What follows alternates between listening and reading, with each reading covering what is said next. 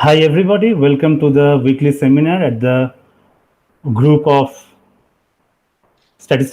quantum and classical statistical physics at the Department of Physics, Universidad de Guadalajara. Today our guest is Dr. François Leyvraz from Instituto de Ciencias Físicas, UNAM. So he born in Geneva, Switzerland in 1953. He did his doctoral degree in the field of statistical physics. The subject was irreversible aggregation kinetics, and then he did several postdocs in Geneva, 3 years in Geneva, 3 years in Boston University, Massachusetts, where he worked with Huygens Stanley, Sid Redner, and then in 1987 he joined UNAM in Cuernavaca, and he got several prizes, which include in 1996, the 1994, the Marcos Mosinski Prize also. In 1996, Lorenz Agler Prize. He is in SNI level 3 and full professor. That means in the terms of Mexico, professor investigator titular se. So he is quite famous. He have worked in the different fields in physics, including almost everything in the field of complex system and statistical mechanics. Network, he have important work in growing network. He worked in the field of random matrix theory, quantum chaos, complex systems, aggregation process, and all different kind of things you can imagine. He is one of the very recent work. He collaborated with very many well-known and famous people of the world, and one of the recent work he did with also in the Italian mathematician Francisco Calogero. So he's and that's all. So let us welcome him and to all of you. And Francois, the stage is yours. Thank you very much indeed, Shoham. I'm very honored by your invitation and pleased by your presentation, which I find wonderful, but a bit too much. Well, thank you very much anyway.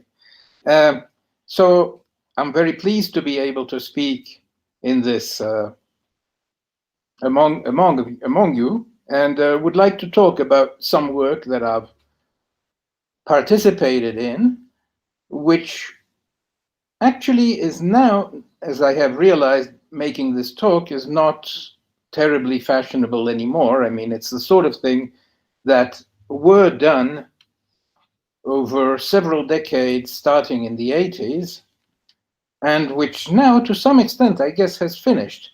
But still, it is something one should know.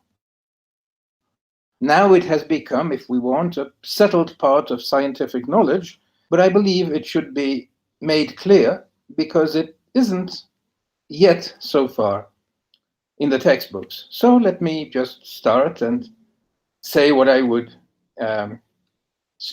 want to speak about. What I want to speak about is anomalous kinetics in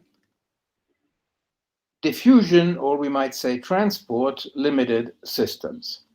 So what would be an example? So I'll try to basically work this whole subject by example. So I'll start with the very simplest and then proceed to show you that there are really hundreds of possible different instances of diffusion-limited reactions or transport-limited reactions, which are possible, and the research of which leads to an almost unbounded field of research. So I start with something truly simple, namely one single reactant, which I call A, which reacts with itself and produces an inert substance I. So A plus A goes to I. So how does the concentration of A vary? That is an exercise which you would often have in a course in chemical kinetics. It's, in principle, extremely simple, and the approach uses what we call the mass action law. So if we want to know how the concentration varies in this equation, a plus a goes to I at a rate k. The concept of rate we will, by the way, get somewhat to know more carefully. It's not entirely trivial. Well, so the mass action law tells us how such a process proceeds. And what is the basic assumption? The basic assumption is that two molecules or two objects of type A meet with a probability that is the product of their concentrations. So two molecules of type A, the probability that two should meet is the square of the concentration of A. And that's somehow reasonable. However, it is only reasonable if we assume that the reagents, the reactants, are well mixed. That is, if there are no correlations between their positions. And that is, in fact, the question. So let us see, what does this assumption lead to? Well, it shows us that the rate at which A is the concentration of A of t is the concentration of the substance A at time t. So A dot, which is the rate at which the concentration of A changes, is proportional to the square of the concentration of A with a minus sign, and the rate, which is k. In fact, if A plus A goes to inert, you might even need to say 2k, I'm not quite sure, because two A's disappear. But that's a sort of a minor point. Anyway, sorry. So we have this differential equation, and if A has an initial condition A0, then we can solve this differential equation, and we see that the solution is this. That's just a bit of analysis of calculus. And what is important to realize is that if you look at this solution for large times, which is, when the concentration approaches zero, which it does as 1 over t, then the rate at which it approaches zero is like kt to the minus 1. Because, of course, when t is very large, then this is the only thing that matters, ka0t, the 1 is irrelevant, and the a0 cancels, so we have this behavior. So this is the prediction. The law of mass action, which states that the probability of collision is the product of the concentration, so in this case, the square of the concentration. This leads to that equation leads to that solution leads to that behavior. So what we're going to talk about throughout, so to speak, is whether this assumption of the law of mass action is actually correct. And if it is, when is it correct and when is it not? We'll see that there are instances where it is definitely not correct, and there are instances where it is. So, first of all, we need to distinguish two questions in this subject, which is the reaction and the transport mechanism. If two molecules stay put, then they won't react. That's sort of obvious. One molecule here, one molecule there, don't move. If they're not close enough, they won't react. So we need some mechanism that brings things together. Now, there are several such mechanisms. For molecules in condensed phases and liquids, normally this is diffusion, namely molecules move on very short length scales, and then they bounce against other molecules and move randomly, and eventually get further and further away from their original position as square root of t. The other possibility is free motion. In low pressure gases, that would, for example, be characteristic. For large particles, gravity can be important. For example, small particles in the air, particulate matter in the air, pollution, or cream in milk, which consists of fat globules in milk, which have lower density. So those react, stick together, under the influence of gravity, because they fall and then a large particle falls faster than a slow one, or on the contrary, a large fat globule rises faster than a small one, catches up, and they aggregate, they connect. Van der Waals interactions is very important for most aerosols and colloids, so particles in the micron range. There are many, many others. I mean, we can also look at reactions, for example, for small particles in a planetary system which stick together to form a planet, or even if you are interested in larger scales, then actually two galaxies that collide also have this sort of behavior. So, I mean, reaction and transport can happen in very many ways.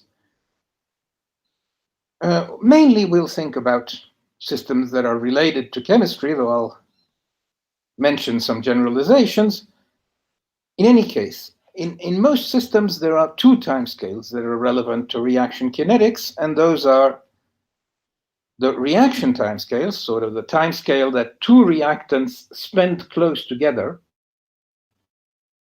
in the reaction where they can actually connect, and the total time reactants spent far from each other, so the time they need to look for each other. So this is the transport time, if you wish, and this is the reaction time. Now, if two reactants are very reactive, so if almost whenever they're there, they bind, whenever they're moderately close, they bind, then this reaction time scale is small. And this will be essentially the case that we insist on. And then if that reaction time scale is small, it can happen that it is much smaller than the time which reactants need to find each other via transport. And this is the case we basically shall have in mind throughout this talk. In a diffusive system, we have this basic relationship, which is that the length squared is the time times the diffusion constant. This is basic dimensional analysis, essentially.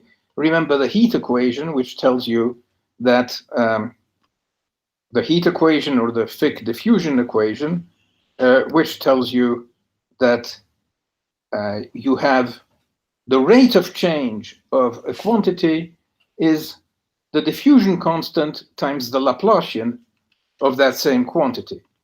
And this immediately tells you via dimensions that the diffusion times the time is the length squared. Another way of looking at it is that if you sum randomly steps of length, say, of a given length, if you make a step of length a each time tau, but the steps, instead of being straight, are random, then you will see that you will move away from the origin at a rate which is not the length velocity times t, but the length squared, a diffusion times t. And this is important. So the time you need for particles to come together is L squared over d, where L is the interparticle distance. The reaction time, on the other hand, is Kc, which has a dimension of inverse time, to the -1. So this time is a bit more complicated, but usually we'll consider then that this time is much less than this time. So this, exactly, there's an important distinction between the two. We have the reaction-limited case, in which the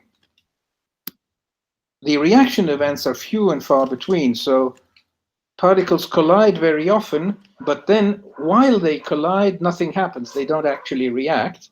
then they move again and they collide again, and finally they react. In such a system, the transport completely randomizes the positions between the transport between the reactions completely randomizes the positions, and this gives indeed a well-mixed system. And in that case, the law of mass action holds rather well.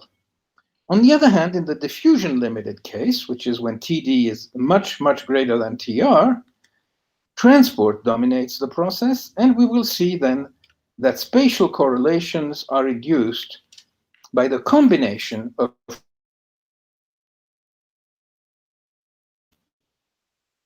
see an example. The very first example, which is in a way the very easiest, it's slightly different from the one I started with, but it's very neat. So let's look at it. It's two different species, A and B now, which combine to provide an inert species.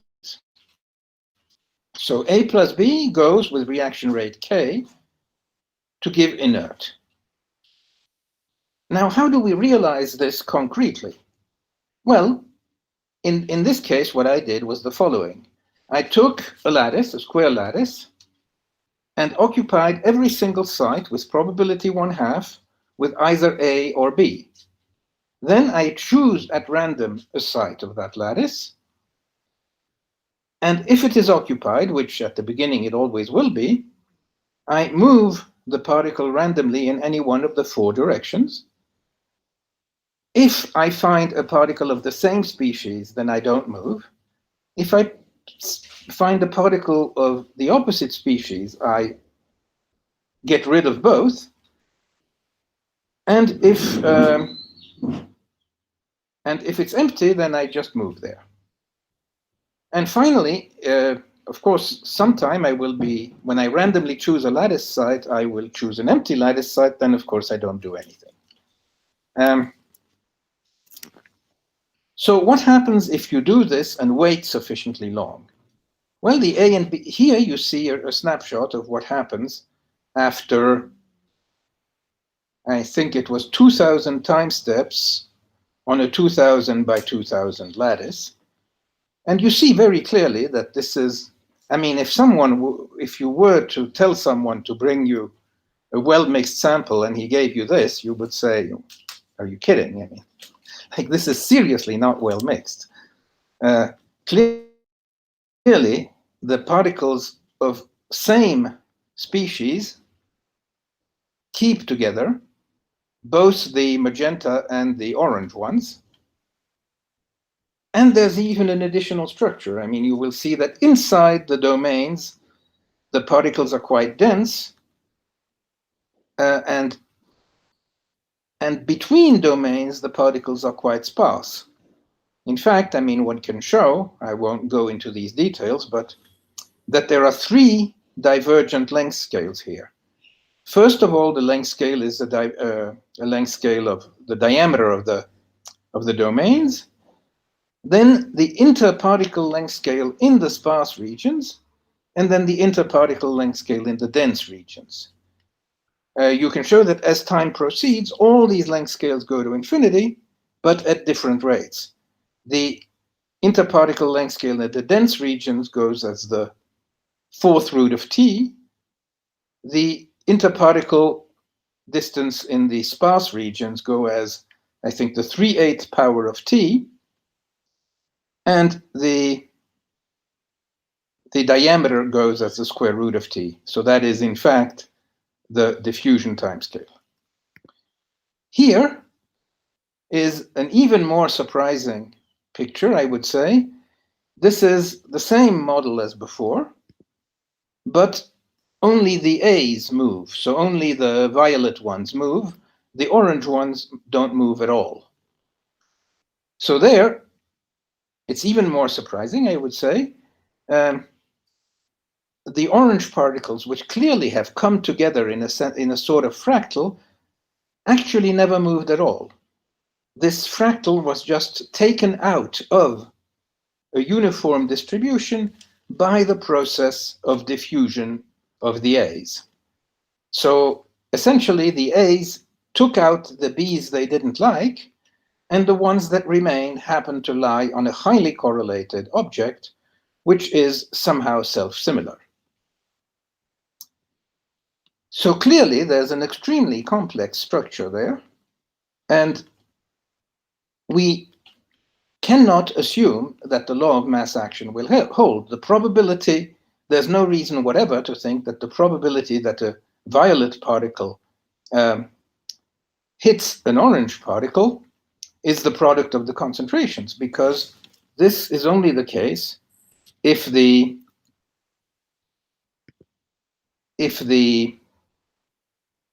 particles are randomly mixed, and they're completely not randomly mixed, either here or here.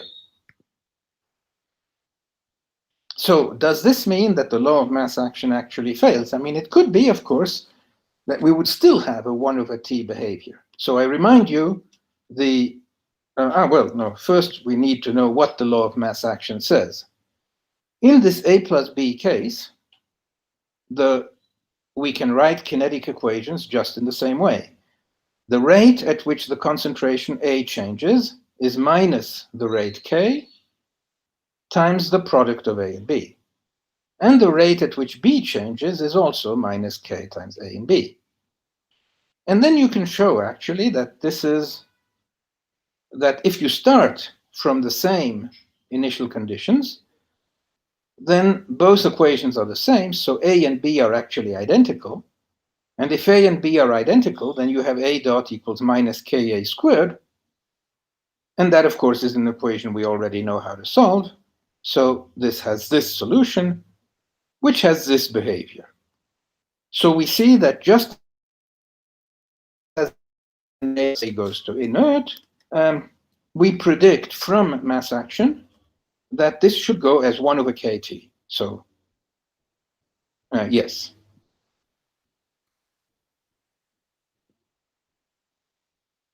So now let's look at simulations. A simulation basically based on the same model that gave us this thing. It's a model in which both A and B move. Here we have the concentration as a function of time. So the concentration starts, well, it starts actually at 1, but it decreases very, very fast. I mean, at t equals 0, it's 1, but we start printing at 1.2. And by then, the concentration has already decreased to roughly 0.2, as you will see. And then we make here a log-log plot of time against concentration. So it tells us what the power, I mean, if there is a linear law, which there definitely is, then this tells us the power law with which the concentration decays as t. So we would say, well, okay, there's a power law, because there is indeed here a straight line. Note, by the way, that this goes up to 100. So from t equals 1 to 100, we have a pretty good straight line. And then we have something that looks like exponential decay. That is, in fact, the effect of the fact that my lattice is not infinite. My lattice is only 2000 by 2000. And by then, we get a faster decay, probably because here there was a majority of B, and I'm plotting here the concentration of A. So the finite size effect is a bit larger than it could be if I had put exactly as many A's.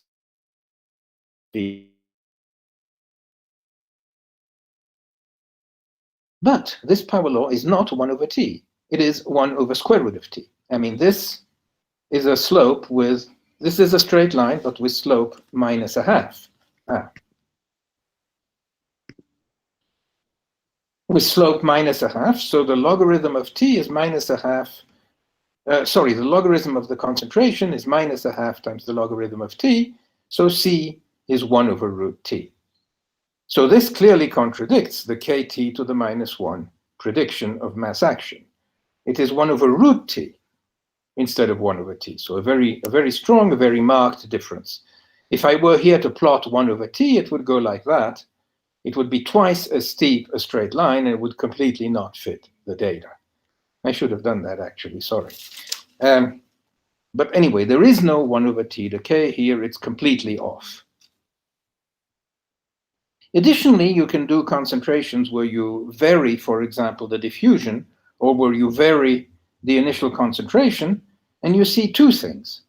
One is that there is actually a dependence on the initial concentration, which is different from what mean field says. Mean field says it depends only on K. And there's also a dependence on there is no dependence on K. So if I put a very small K, if when an A particle and a B particle hit, I say that with probability 1/10 they react, and with probability 9/10 they move back to their original positions, then nothing much happens. It is true that you get a slight 1 over t decay for the initial behavior, but at the end you wind up with the same slope, and not only the same slope, but the same prefactor.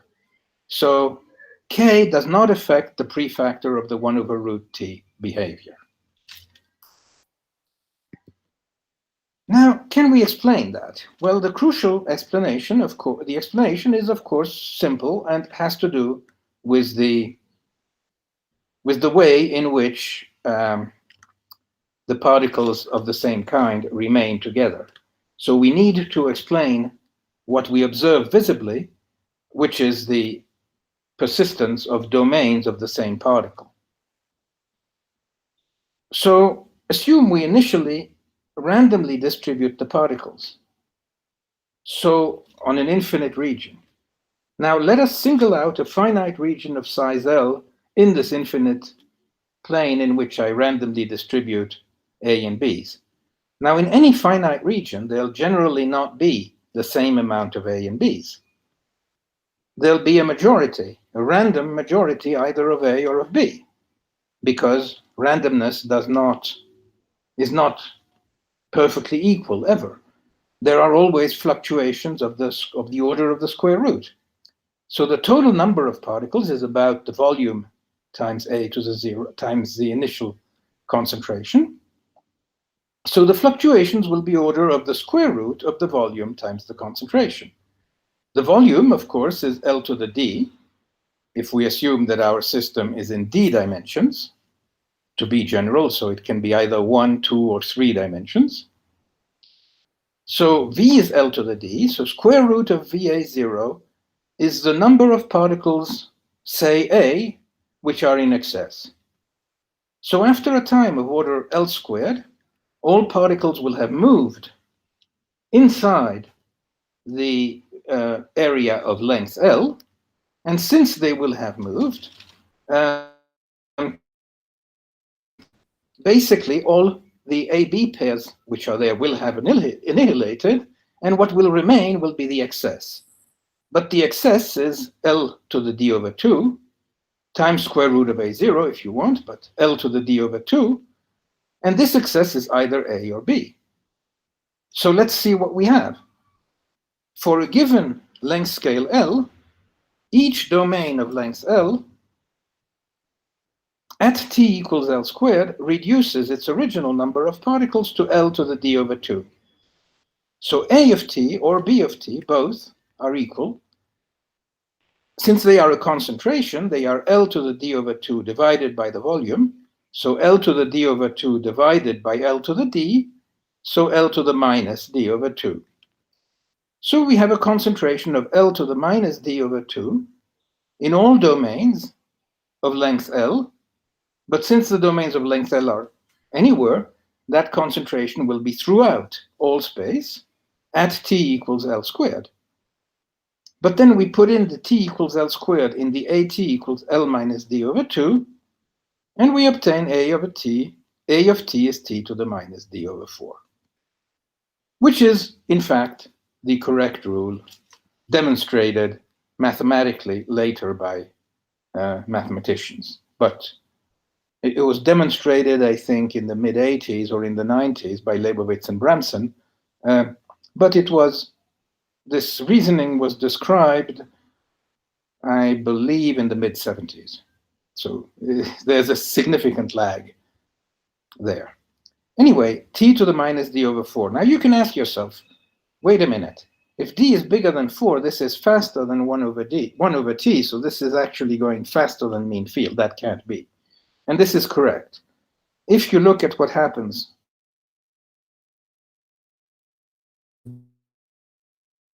out that a particle can cross a domain of opposite type with rather low probability of reaction. So this actually invalidates this reasoning. But as long as d is less than 4, it is proved that this is in fact the correct decay law. So we don't have 1 over t, we have 1 over t to the power d over 4. Okay, so this is what we have. Now, does this check with what we had here? Well, these simulations were done, of course, in 2 dimensions. So d over 4, 2 over 4 is 1/2.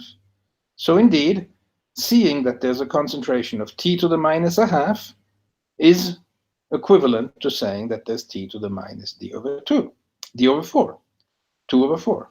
And this picture is also explainable. We see that this is at the particular time we have, which is t equals 2000. This particular length is approximately the square root of 2000. You'd have to check that, but it's true. And in this region, all the A's and B's that were both there, I mean, whenever there were both A and B's, they destroyed each other, and it is the random excess that remains here. And here the random excess, it was say A, and here the random excess is B. And we now see that this is the physics which corresponds exactly to the argument we gave here. Okay, I hope this is... Yes? François, I have a question. Yes? So here the A cannot annihilate, A or B particles cannot annihilate each other, right? By themselves, within themselves. Yes, indeed. If they could, then each domain would itself shrink to being order of 1 particle A. But precisely because A and B are protected, A is protected from reacting with A, that's why these kinds of things can happen, right? I mean, here, if this is B, we have lots of B particles, but they never interact, and hence we maintain this structure. If they could interact, then this structure would collapse. We're in fact going to talk about A plus A goes to inert in the next section. And this behaves rather differently. Thank you. Okay, you're welcome.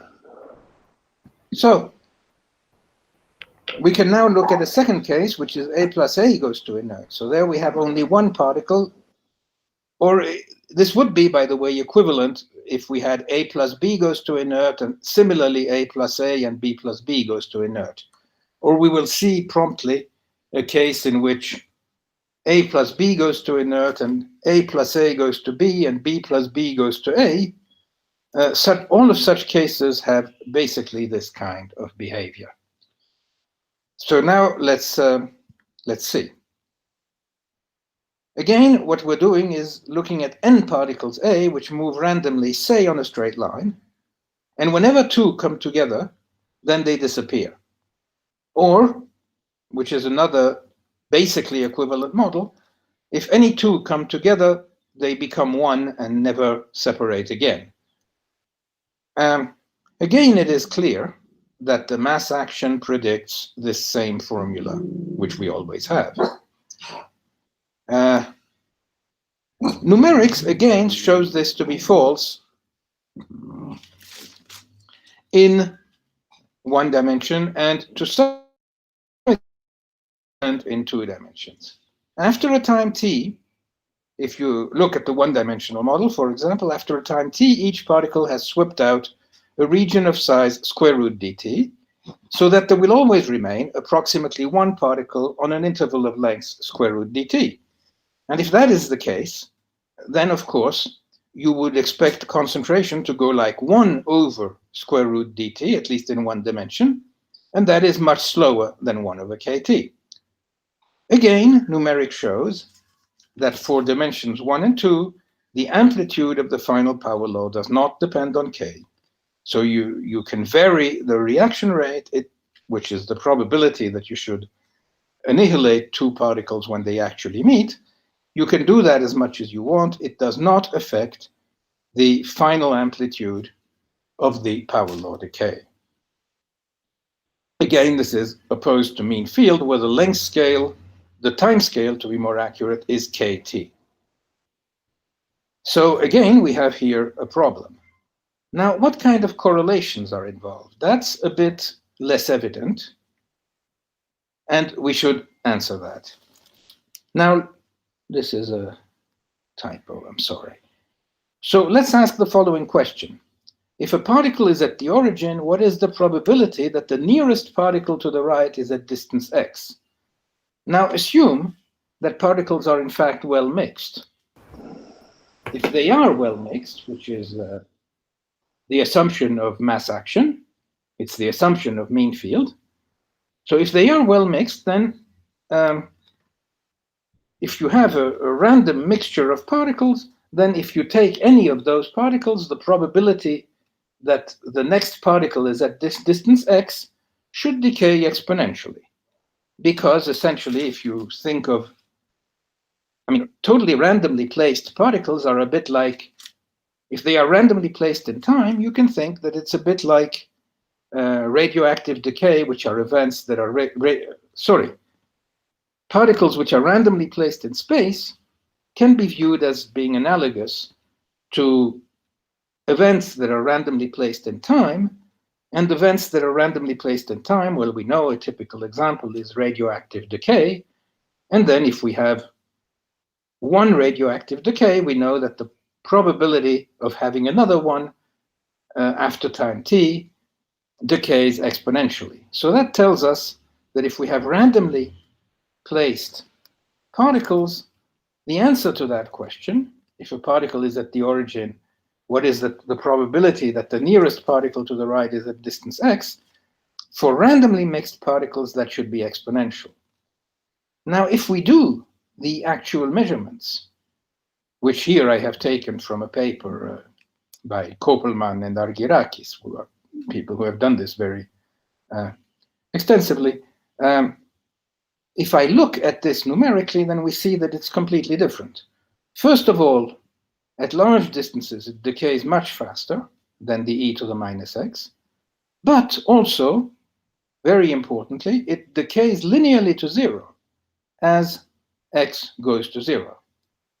If that is the case, we have clearly a difference from random mixing. In random mixing, two particles are arbitrarily, are unaffected by the presence of the other. Whereas here, if there is a particle at the origin, it becomes quite unlikely that there should be another particle nearby. So this is clearly a correlation. And this is, in fact, the correlation which, with a bit of mathematics, you can show rates this difference between 1 over square root of t and 1 over t. The case a plus a over gives a is a bit simpler, and there we may actually get a hint of why, or we can derive more or less convincingly that this is actually the case. Here is a drawing that indicates a bit what a process a plus a goes to a looks like. So this drawing is here space and time. So here we have the initial positions of the a's, and these paths indicate to us which way they followed, so where they were at time t, right? So at time 0, we have 1, 2, 3, 4, 5, 6, 7, 8 particles, whereas at this time, say, we have 1, 2, 3, 4, 5, and 6 particles. We have had several reactions in the way. Now, the crucial feature of this A plus A goes to A is that if you look at two nearby particles, then all they do is diffuse. For example, if you look, say, at these two particles. So these two particles diffuse, diffuse, diffuse. Here, this particle connects with this one, but that doesn't affect. This distance keeps on diffusing until the two particles hit here, and then here their fate are linked forever. And then, of course, the probability must be switched to, and the next particle becomes this one. Again, these two particles always behave as if they were any two particles, even though the identity of this particle changes. But the diffusion rate and everything else does not. So we can simply view or write equations for this probability which depend only on two particles. And those equations can actually be solved. And with a bit of work, you can show that this is a problem from random walk theory, so from Brownian motion. Basically, it is the following problem. If you have a random walk that starts close to the origin and it moves and it gets absorbed as soon as it hits the origin, what is the probability that from being very close it will eventually reach x? And the answer is this: x times e to the minus x squared over dt. And so this is the x that actually causes a problem for the well-mixed nature of the system. This x says that the probability for another particle to be close by to the original particle decays to zero. So when two particles are close by, it is unlikely that this lasts for a long time, and for large times, you will have this behavior. And therefore, you will not have well mixed. And then, with a bit of additional calculation, you show that this leads to 1 over square root of t for the behavior. In 2 dimensions, by the way, things are messier. There is, in fact, a logarithmic correction, which is rather hard to see, and the numerical work for 2 dimensions in this case is not particularly easy, but you definitely see a difference. And as I said, you notice that the reaction rate is irrelevant in the sense that it does not set the timescale. So let's see. Yes. So we see that we have another typical example where the mixture of transport and reaction induces a correlation, in this case, an anti-correlation, meaning that it is not easy for two particles to be nearby. It's a bit the opposite in the A plus B case. In the A plus B, the reaction makes it very easy for two like particles to be together. Here, like particles react, so they repel each other statistically, and they are unlikely to be close to each other. Now, I would just mention something which is of some importance. You might say, I'm not a chemist, so who cares about all this? And this, of course, to some extent is a correct attitude. You should not spend too much time learning stuff which will be of no use to you. But this can be of much more use than you could think, even beyond chemistry or reaction rates. Consider, for example, the Ising model, which is a model that has great applications both in magnetism, in the theory of liquid-gas phase transitions, and so on. Now, it's true that for the generalizing model, it doesn't really matter much, but for the one-dimensionalizing model, it does. You can actually map it. This is seen as follows. The state of a low temperature Ising model in one dimension has long domains in which the spins have the same value. So we show this here in this picture. And the regions where the spin sign changes are called domain walls. Now, if we use standard metropolis algorithms to flip spins, we can hardly flip at low temperatures, we can hardly flip a spin here because it is energetically extremely disadvantageous. On the other hand, we can easily flip either this spin or that spin because it costs no energy whatever in a field-free 1D Ising model. Here as well. But here, if I flip that spin, the domain wall moves to the left, and if I flip that spin, it moves to the right, and similarly here. So the domain wall moves randomly as the effect of spin flips. And when two domain walls come together, there stops being a domain. I mean, the number of domains decreases by 1, and since we assume that we cannot create domain walls, if the temperature is low enough, then we have an irreversible sticking together of domain walls. So for domain walls, which are magnetically relevant, we have this problem. We have something which is exactly the same as A plus A goes to 0. There are additional models. For example, the Q-state Potts model, in which every spin can take one of Q different values. So instead of being up or down, it is 1, 2, 3, and 4 maybe, or 1, 2, and 3. And this leads to more complicated reaction schemes. For example, if we take Q equals 3, then we have 6 possible types of walls: 1, 2, 1, 3, 2, 1, 2, 3, 3, 1, and 3, 2.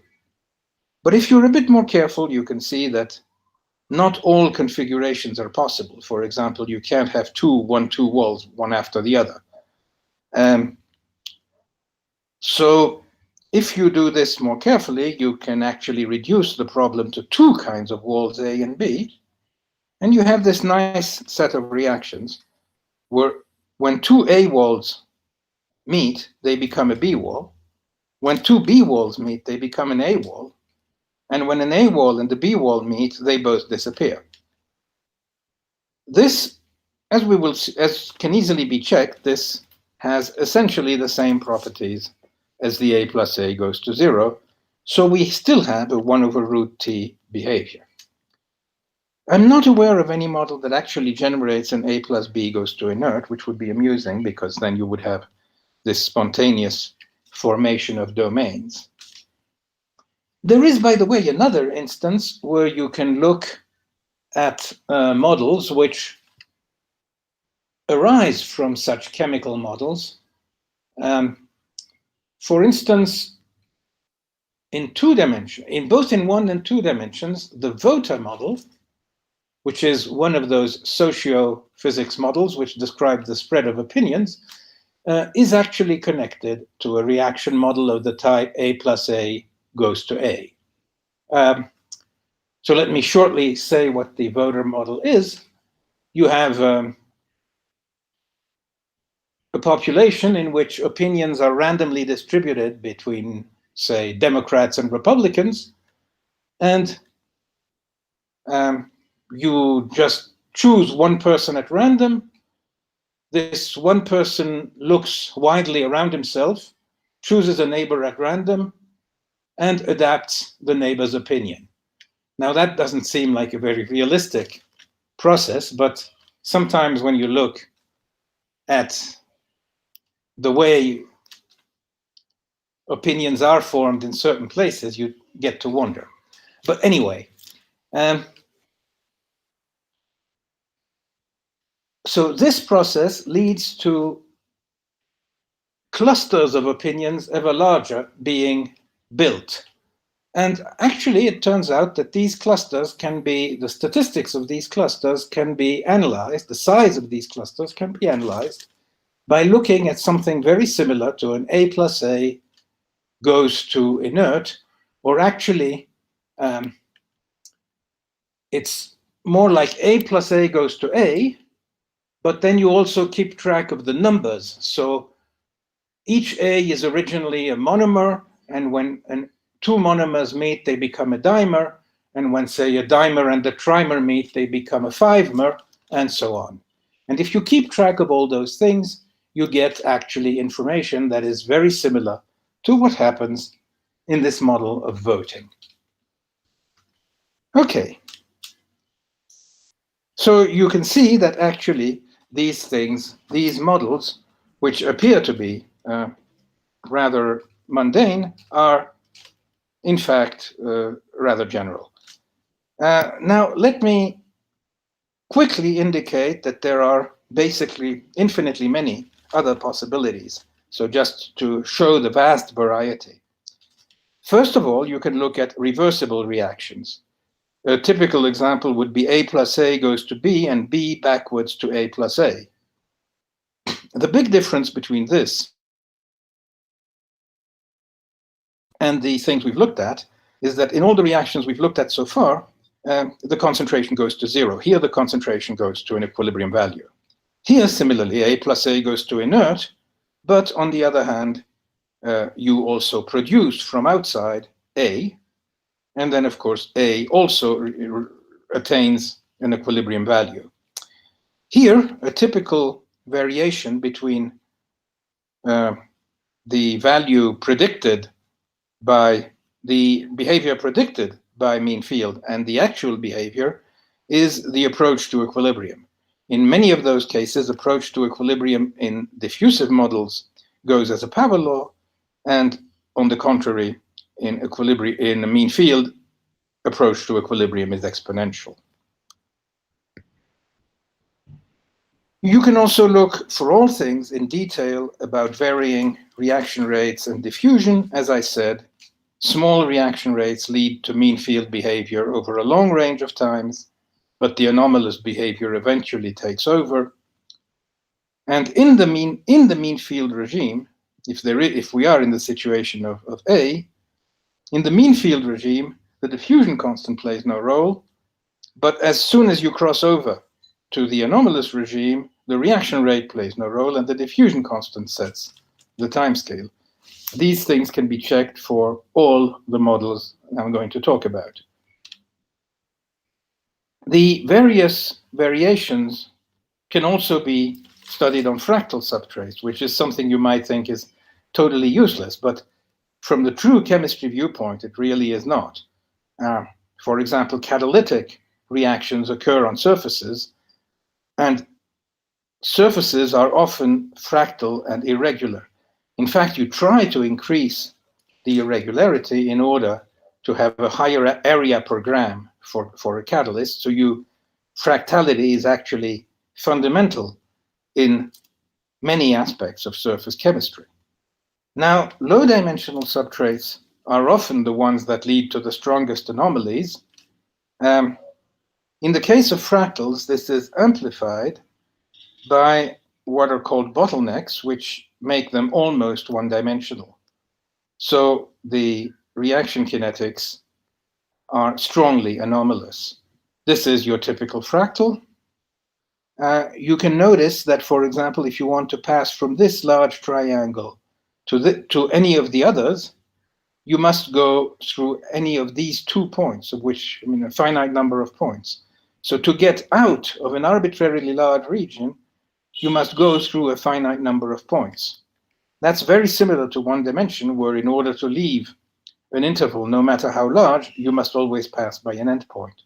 So in fact, on fractals, you really have effects rather similar to one dimension, and reaction rates are always strongly anomalous, and that has strong implications. Finally, we can study the effect of varying the dynamics. I told you in the beginning, for instance, that diffusion can be replaced by free motion or by other mechanisms. So all of this is another possibility. Now I think you have an idea that if you freely combine all the possible variations I've told you, you have a largely open-ended field of research, And indeed, very many people have contributed to this by a very large number of contributions. So let me shortly now conclude. Transport interacts with reactions to create correlations. We've seen that in two instances in detail. One is the A plus B goes to inert, and one is the A plus A goes to inert. This invalidates the law of mass action, which is then only a mean field approximation. When the reaction rate is small, that is, when many collisions are required for a reaction, this has little or no effect. That means that, in fact, you should not throw in the garbage rate equations. Rate equations are important, and they work very well. We just must be aware that when the transport mechanism is much more efficient, when the reaction is much more efficient than the transport, there may be problems. Anomalous kinetics differ really qualitatively, both in the decay exponent and in the factors which determine the timescale, and you can find anomalous kinetics essentially everywhere. Finally, I would warn against the confusion. You often hear about very complex reaction diffusion systems with spirals, oscillations, Hopf bifurcations, waves, etc. This is a fantastically rich and interesting subject, but it isn't what we've talked about. What these people do is to actually write down kinetic equations of the type that we've looked at, and then to put diffusion terms with the concentrations depending on x. So these are, in fact, mean field approximations, mean field with a spatial dependence. They're extremely interesting, but it's a different issue. Now, this is a wholly different subject, and one which would require several other talks. So, thank you very much for your attention. And as for references, there are too many references, so I just give you a list of authors and the two papers which started the subject. Thank you very much.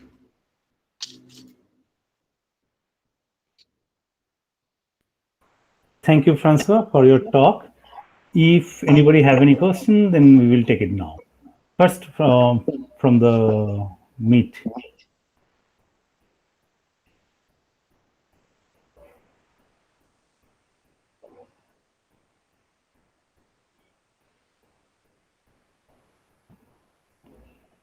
Okay, so if nobody have any questions there, then I will take some questions from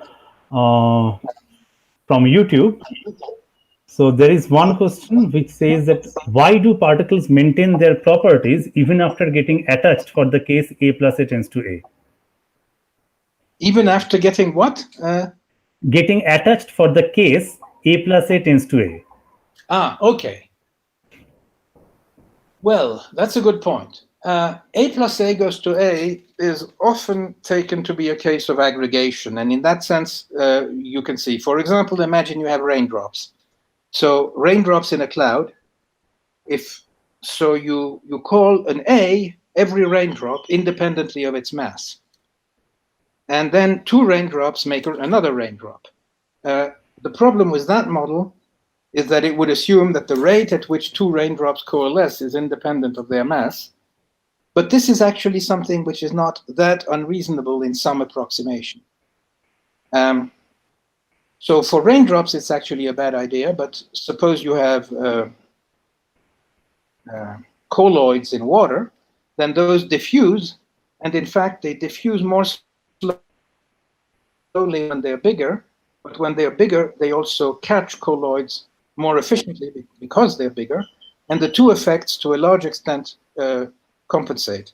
So then a model in which you have aggregation, but the rate of aggregation is independent of mass, corresponds to an A plus A goes to A, just that the A's have a hidden index which speaks of their mass.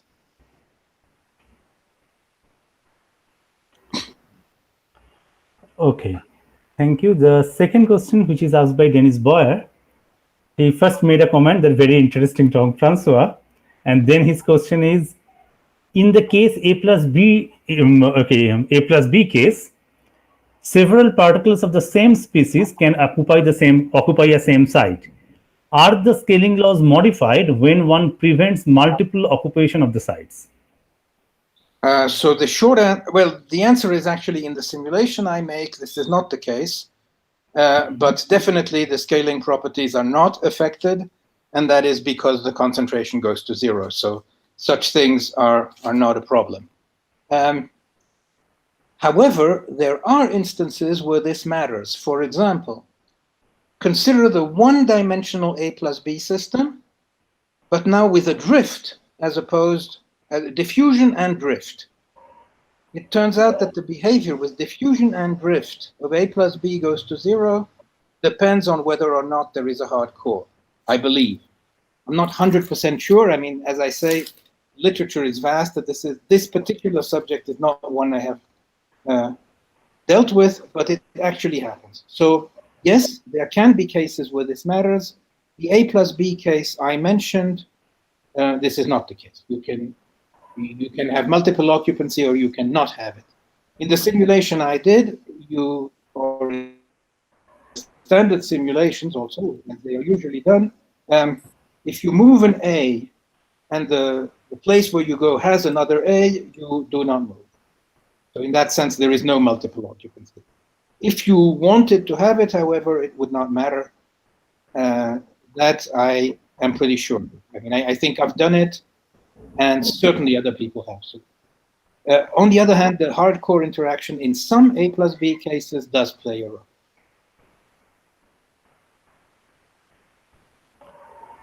Okay, the next question is of Thomas Gorin.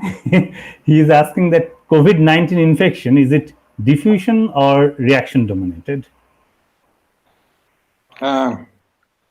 Well, no idea. But now this is another kind of this is another kind which I have not mentioned.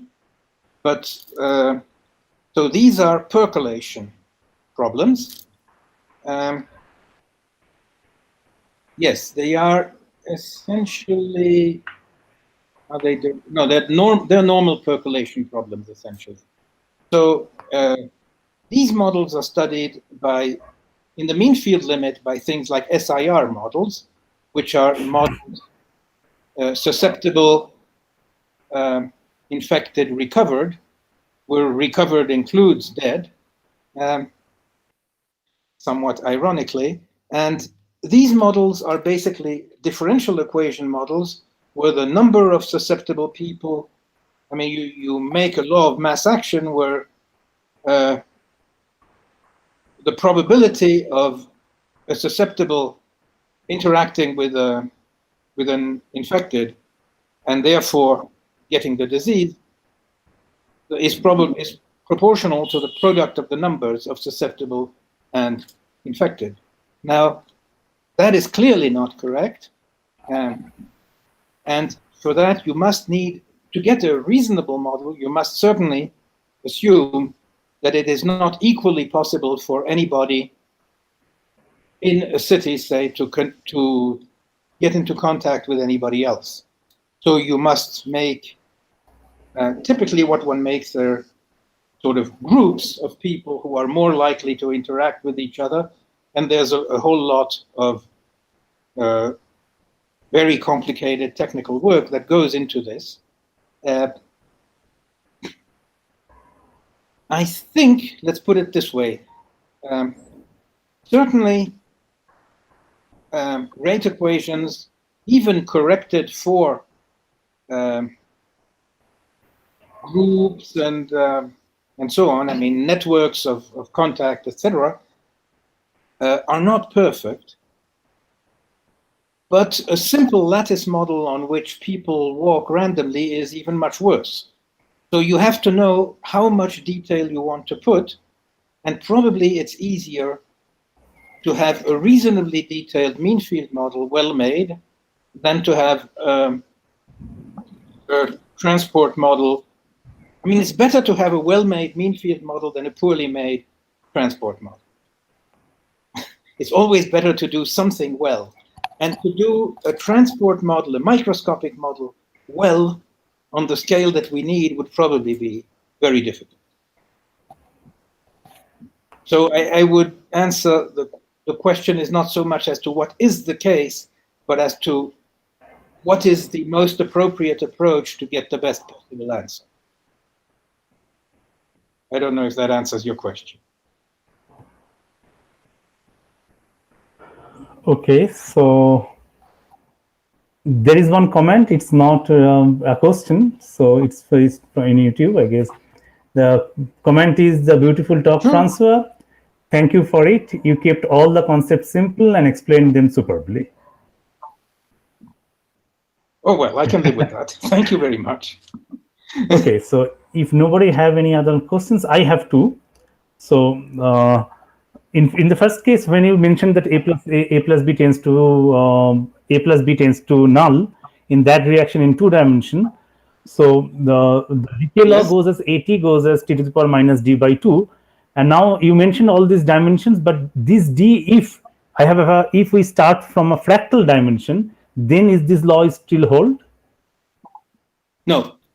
To be accurate, what then happens is that one of the multiple dimensions, which I think is the spectral dimension, is what actually happens, at least for a plus a goes to 0.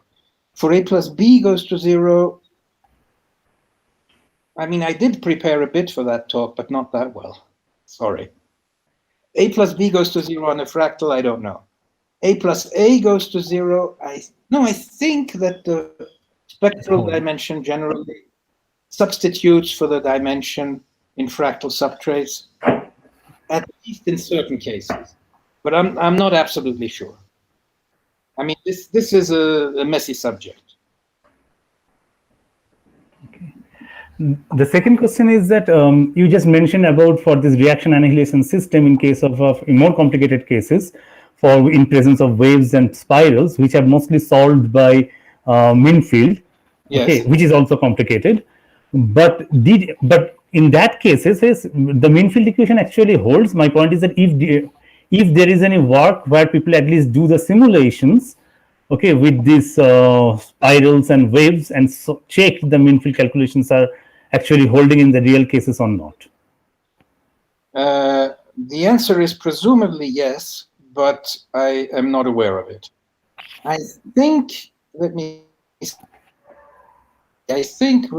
Redner did some work on what happens to some kind of logistic dynamics, which tends to give a separation if you additionally put fluctuations.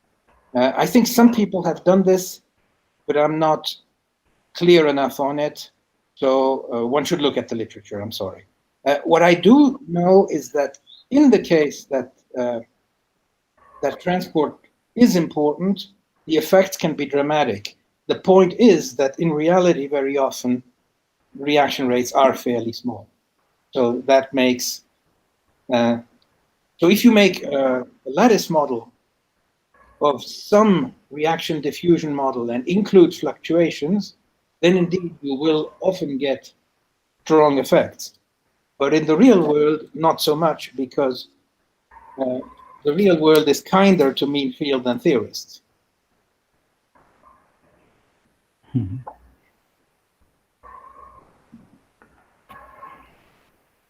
Okay, so we do not have any questions from the YouTube platform, neither from the other places. So if nobody have any questions anymore, so let us thank the speaker. Thank you, Francois, for this beautiful talk. You're very welcome. And then maybe we can stop streaming in YouTube. Okay.